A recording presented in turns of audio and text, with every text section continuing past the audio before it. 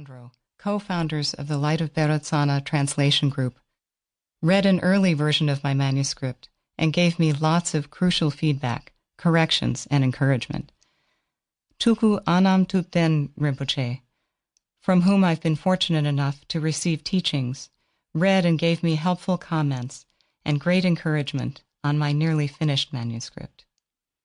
Also, in the Experts on Tibetan Buddhism camp was Dr. Tashi Chuchi Lodru, Tuku Sangak's brother, who reviewed the manuscript for accuracy.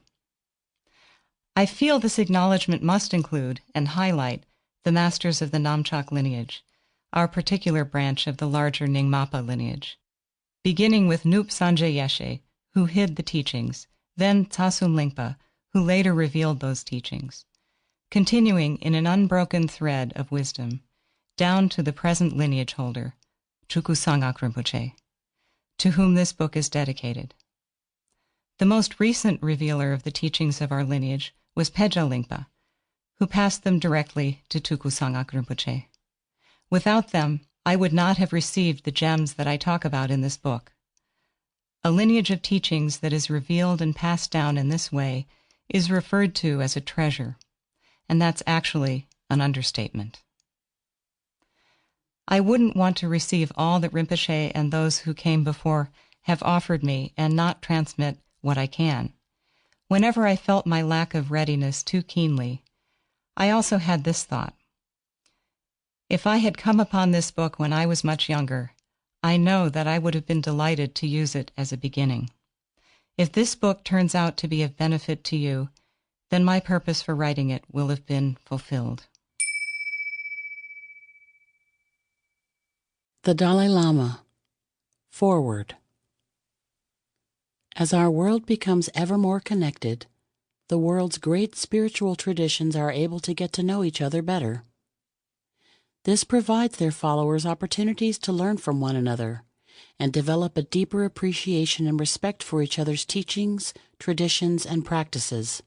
I, for one, have learned a great deal from the insights of spiritual traditions other than my own. I often describe myself as a staunch Buddhist. However, I've never felt the urge to propagate Buddhism with the aim of converting others to my point of view. In general, I believe it's better and safer for most people to stay within the religious tradition of their birth. The world's faiths evolved in specific geographical and cultural circumstances, which gives them an affinity to the spiritual inclinations and needs of specific communities. I am quite open about this, especially when I'm asked to speak about Buddhism in the West, where the main spiritual traditions are historically Judeo-Christian. At the same time, I recognize that especially in today's interconnected world, there will be individuals who find the approach of traditions other than those to which they were born to be more effective and suited to their own spiritual aspirations. I know many people in the West, in both North America and Europe, who engage in serious study and practice of Buddhist teachings. They find the advice for training the mind presented in the Buddhist teachings to be profoundly beneficial and meaningful.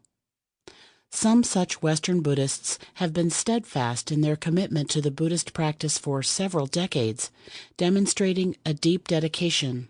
It is in this context that I'm happy to see the publication of this new book, A Westerner's Introduction and Guide to Tibetan Buddhism. Written by Lama Tsomo, a longtime student and practitioner of Tibetan Buddhism. The book outlines the basic views of the Tibetan tradition and examples of some of its practices for the interested modern reader. I am pleased to note that while the author describes her personal journey into Buddhism in some detail, she continues to honor her traditional Jewish heritage. I have no doubt that Western readers who wish to deepen their understanding of Tibetan Buddhist practices will find much to interest them here, and that members of other faiths, or even those who have none, will enjoy this sincere account of spiritual exploration. June 6, 2014. Gochin Tulku Sangak Rinpoche. Foreword. For the benefit of Westerners who are beginners in the practice of Buddhism, Lama Tsomo has drawn on her own knowledge of Western and Eastern ways of thinking and devoted all her efforts to writing this current work in order to provide a bridge that will forge